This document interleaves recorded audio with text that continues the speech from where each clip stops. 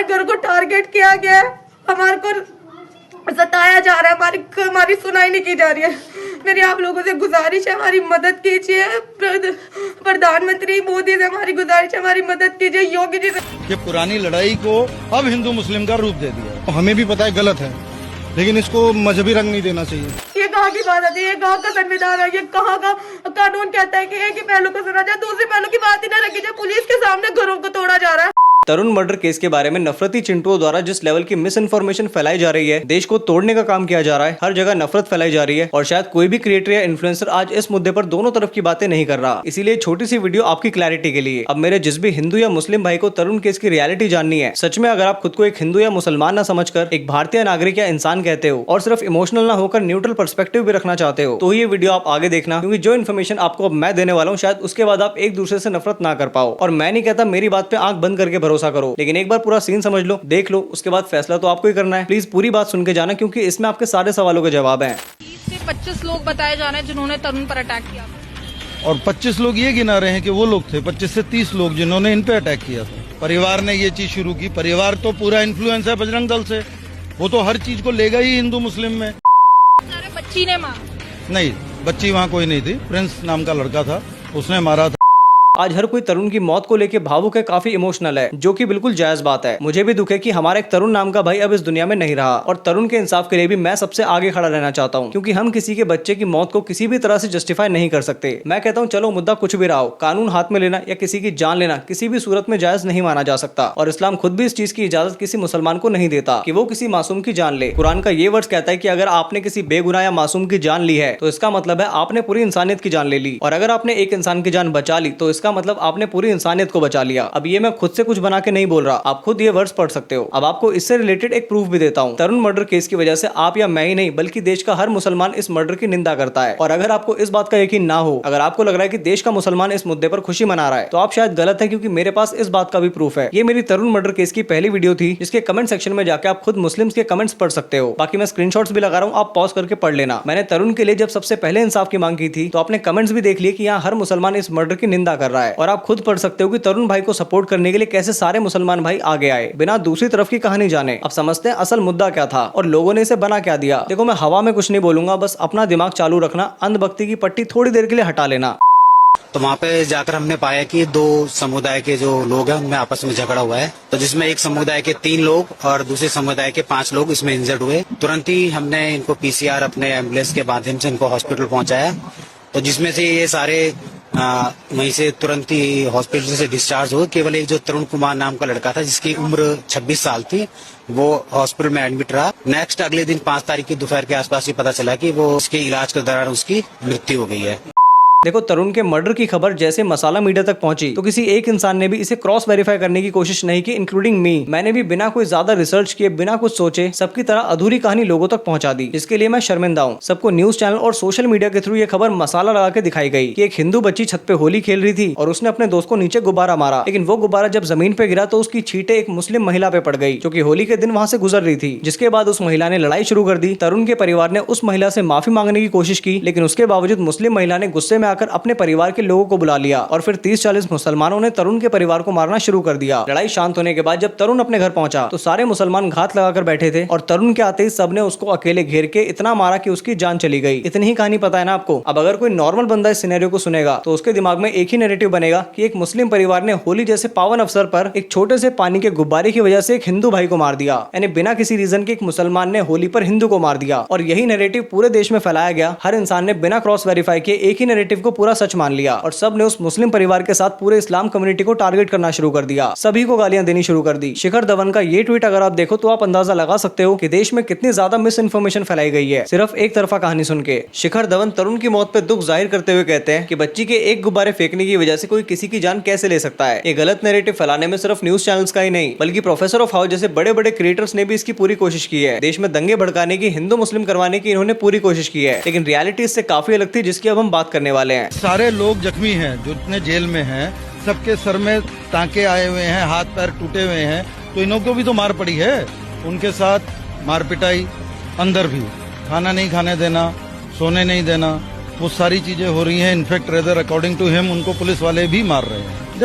देखो पहली बात, कोई भी इंसान इतनी छोटी सी बात पे किसी को भी जान से नहीं मार सकता, तो जाहिर सी बात है इसके पीछे चीजें कुछ और भी रही होंगी जिन पर शायद हम देखना नहीं चाहते। पहला नैरेटिव सुनने के बाद सबने उस मुस्लिम महिला को एक अनजान स्ट्रेंजर की नजरों से देखा कि मतलब कोई रैंडम मुस्लिम महिला वहाँ से गुजर रही थी और एक छोटे से गुब्बारे की वजह से ये विवाद शुरू हुआ, जबकि बाद में पता चलता है कि वो मुस्लिम महिला तरुण की पड़ोसन थी। उनको चाकू वाकू मारने की भी बात सामने आ रही है क्या? नहीं, इसमें कोई चाकू का नहीं हुआ, क्योंकि दो फैमिली है, दोनों ये आपस में आस पड़ोस में रहते हैं, आमने सामने घर है, तो उसमें दोनों ही फैमिलीज के अलग अलग, तो ये लोग दोनों फैमिली एक दूसरे को लगभग 50 साल से जानते हैं। अब इनके बयान से ये तो कंफर्म हो जाता है कि ये मर्डर सिर्फ बलून गिरने की वजह से नहीं हो सकता, क्योंकि जब दो परिवार आमने सामने रहते हैं, मोहल्ले पड़ोस में रोज 36 लड़ाइयां होती है, इसमें तो कोई दो राय नहीं। और जब दोनों परिवार अलग विचारधारा के हों तो ये नफरत ज्यादा होने के चांसेस बढ़ जाते हैं। अब अगर ये बलून का मुद्दा नहीं था तो इसका मतलब ये दो परिवार की पुरानी रंजिश रही होगी। मैं नहीं कहता वो मुस्लिम परिवार ठीक है, जो भी उन्होंने तरुण के साथ किया वो किसी भी सूरत में जस्टिफाइड है, लेकिन दो परिवारों का आपसी मुद्दा जिसे पर्सनल लड़ाई कहते हैं, इसको कुछ नफरती लोगों ने धार्मिक मुद्दा बना के देश भर में फैलाना शुरू कर दिया। इंक्वायरी के दौरान ये भी पता चला कि जैसे पड़ोसी के बीच में जो नॉर्मल होते रहते हैं इसमें कि पार्किंग को लेकर झगड़ा, नॉट ए कम्युनल, तो वो भी पहले होता आया है। अब जिस देश में हिंदू मुसलमान के बीच सरकारें सालों से नफरत घोलने का काम करती आई हो, उस देश में ऐसे मुद्दे एक चिंगारी का काम करते हैं, और ये नफरत की चिंगारी कब इतनी बड़ी हो जाती है किसी को पता नहीं चलता। अब मान लो अगर यहाँ तरुण की जगह कोई मुस्लिम और मुस्लिम की लड़ाई होती और उसमें कोई मारा जाता, तब ये आउटरीच देखने को नहीं मिलती, तब कोई नेता कोई न्यूज वाला वहाँ नहीं मिलता। अगर यही मुद्दा हिंदू हिंदू के बीच होता तब भी वहाँ कोई नेता दिखाई नहीं देता, लेकिन इस मुद्दे को कम्युनल मुद्दा बनाना आसान था, इसीलिए आज ये देश का सबसे बड़ा मुद्दा बन के खड़ा हो चुका है। आज छोटे नेताओं से लेकर हर कोई तरुण के घर कैमरा लेके अपनी रील कटवाने जा रहा है। दिल्ली सीएम रेखा गुप्ता तक तरुण की फैमिली के सपोर्ट में खड़ी हैं, तरुण को इंसाफ दिलाने के लिए। हर कोई इंसाफ की मांग कर रहा है, जो कि बहुत अच्छी बात है। इंसाफ मिलना चाहिए, लेकिन इंसाफ फिर सबको मिलना चाहिए। अरे हैप्पी होली बोलने से मर्डर हो जाएगा, उनकी बिल्डिंग बचाई जा रही, क्योंकि वो पंडित हैं, इतने बड़े पंडित हैं। होली के ही दिन एक और दलित सूरज गौतम की भी मौत हुई थी, जिसे एक ब्राह्मण परिवार ने मारा था। होली के ही दिन 60 साल के आस मोहम्मद की भी गोली मार के हत्या कर दी जाती है। क्षेत्र के चांडीपुर गांव के निवासी आस मोहम्मद नामक व्यक्ति हैं, के गांव के ही रहने वाले एक व्यक्ति ने आज आपसी विवाद में गोली मार दिया। होली के ही दिन पालम साइड एक पुनीत नाम के लड़के को 25 लोगों ने घर में घुस के चाकुओं से मार दिया। होली के ही आसपास उनेस खान 13 साल के बच्चे को सर में गोली मार के उसकी हत्या कर दी जाती है। सिर्फ 4 बच्चों को रिवॉल्वर दे दी गई कि अपने आप से मारो। 12 साल का बच्चा यूँ सटीक लगा के नहीं मारेगा। 4 बच्चे इतने छोटे। और रोशन खातून को सरपंच रोजे की हालत में पोल से बांधकर उसकी मॉब लिंचिंग की जाती है, उसे दारू और शराब मिलाकर पिलाई जाती है और फिर उसे मार दिया जाता है। अब एक तरफ तरुण भाई का मुद्दा जिस पर देश का हर नागरिक आज गुस्सा जाहिर कर रहा है, आक्रोश दिखा रहा है, बजरंग दल उसके इंसाफ के लिए कैंडल मार्च निकाल रहा है। वो हो गया है, और तरुण भाई के इंसाफ के लिए और उनकी आत्मा को शांति के लिए हमने हनुमान चालीसा का पाठ रखा था, और हमें अभी तक कोई आश्वासन नहीं मिला है। अभी तक इनिशियल स्टेज में हमने 5 लोग अरेस्ट किए थे, उसके बाद हमने 2 लोग और इसमें अरेस्ट किए, तो टोटल अभी 7 लोग इसमें अरेस्ट है, जिसमें 7 लोग में से एक माइनर भी इसमें अप्रिहेंड इंक्लूड है इसमें।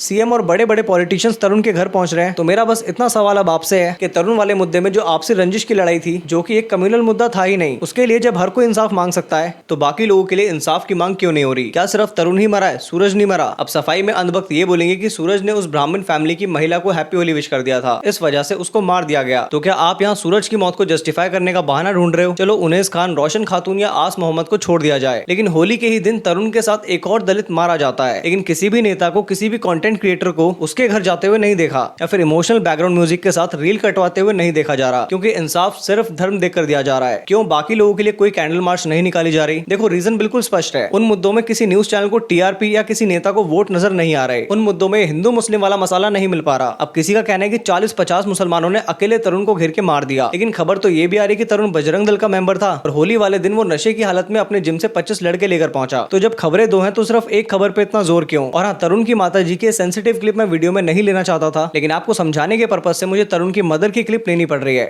मुल्ले यहाँ रहना चाहिए, दिल्ली में भी रहना चाहिए, सारे पाकिस्तान जाए और जो मेरे बच्चे बहरी हुए ना उनको मार देना, के बड़े थूक देना चाहिए, सुअर का मुंह पिलाना चाहिए इन कुत्तों को।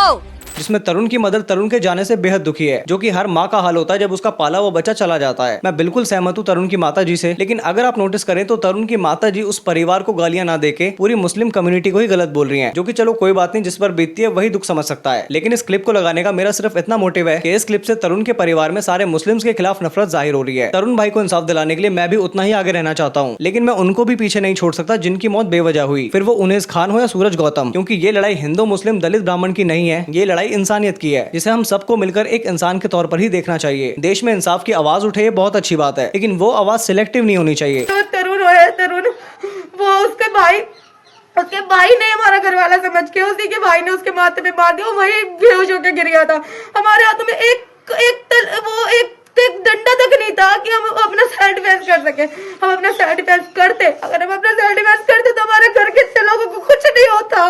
हमारे घर के सारे लोग वहाँ जाकर वो हॉस्पिटल में ना जाते और उसके बाद उनको अच्छे से ट्रीटमेंट भी नहीं दी गई और उनको ले जाके तिहाड़ जेल में फेंक दिया गया। ये कहाँ की बात आती है? ये कहाँ का संविधान है? ये कहाँ का कानून कहता है कि एक ही पहलू को सुना जाए, दूसरे पहलू की बात ही ना रखी जाए? पुलिस के सामने घरों को तोड़ा जा रहा है, तरुण हत्याकांड की बातें की जा रही है और एक पहलू को गलत दिखाया जा रहा है। ये बेहद गलत तरीके से दिखाया जा रहा है। ऐसा नहीं है कि हम आज ही से वहाँ पे रह रहे हैं, हम कई सालों से वहाँ पर रह रहे हैं, कई सालों से रह रहे हैं। बुलडोजर अगर एक घर पे चल सकता है तो वो बाकी घरों पे भी होना चाहिए। तरुण के अपराधियों के घर पे बुलडोजर भी चला दिया गया बिना कोर्ट ट्रायल के, लेकिन आपको बता दूं उस मुस्लिम परिवार का घर नहीं तोड़ा गया, सिर्फ छज्जे गिराए गए जो कि इलीगल कंस्ट्रक्शन में आ रहे थे, पूरा घर नहीं गिराया। लेकिन एक दिन में ही इलीगल कंस्ट्रक्शन बता देना ये थोड़ी अजीब बात है। अब तरुण मर्डर के बाद वहाँ के कुछ मुस्लिम घर छोड़कर चले गए, तो देखो अब वहाँ का हाल क्या हो रहा है। और जिन्होंने उनके 2-2.5 करोड़ रुपए लुटे हैं, उनके घरों में आग लगाई है, उनको क्या जेल नहीं होनी चाहिए? बिल्कुल होनी चाहिए। और ये बजरंग दल के नाम पे ये बजरंग दल के गुंडे आ रहे हैं जो डेली यहाँ से मोहल्ले गली में लड़कियों को छेड़ रहे हैं और गालियां दे रहे हैं, इनको नहीं जेल होनी चाहिए। धार्मिक विवाद बना दिया गया, एक आपसी रंजिश की हत्या की बातें कर रहे हैं, डेली सुबह शाम आके होली का सहारा लेके दल आ रहे हैं यहाँ पे और लोगों को परेशान एक दिन नहीं आ रहा। कई मकानों में उन्होंने